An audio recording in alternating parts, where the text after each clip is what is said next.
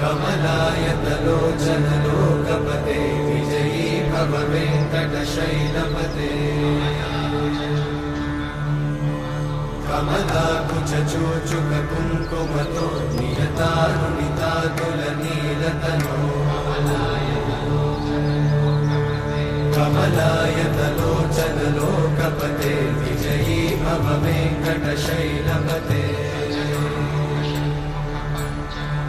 सचतुर्मुख Shanmukha पञ्चमुख प्रमुखाखिल दैवतमौलिमणे